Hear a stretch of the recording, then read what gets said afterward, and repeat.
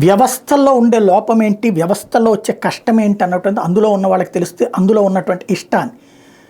హాస్పిటళ్ళకి వేలకు వేలు డబ్బులు తగిలేసినటువంటి వాళ్ళకి తమ ప్రాంతంలోనే మెరుగైనటువంటి వైద్య సేవలు అందినప్పుడు దాని గొప్పతనం తెలుస్తుంది. ప్రైవేట్ స్కూళ్ళకి వేలకు వేలు తగిలేసినటువంటి వాళ్ళకి ఆ స్కూళ్ళు అక్కడ నాడు నేడు కింద స్కూళ్ళు బాగుపడితే ఏంటనేది తెలుస్తుంది. అలాగే నరేంద్ర మోడీ చేపట్టినటువంటి గవర్నమెంట్ మెడికల్ కాలేజీల ఇంపాక్ట్ ఇప్పుడు ఆ ప్రాంతంలో వచ్చిన సేవల్ని బట్టి తెలుస్తుంది. కాకపోతే మనకి మంచి కంటే చెడు ప్రాజెక్ట్ అయ్యేటటువంటి కాలం.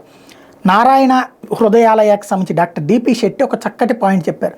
దేశంలో 55,000 అండర్ గ్రాడ్యుయేట్ మరియు పోస్ట్ గ్రాడ్యుయేట్ మెడికల్ సీట్లు ఏర్పాటు చేయడానికి 70 ఏళ్ళు పట్టింది. అయితే కేవలం 7 సంవత్సరాలు అది రెట్టింపైనాయి. ఇది నరేంద్ర మోడీ చేసినటువంటి ఘనత.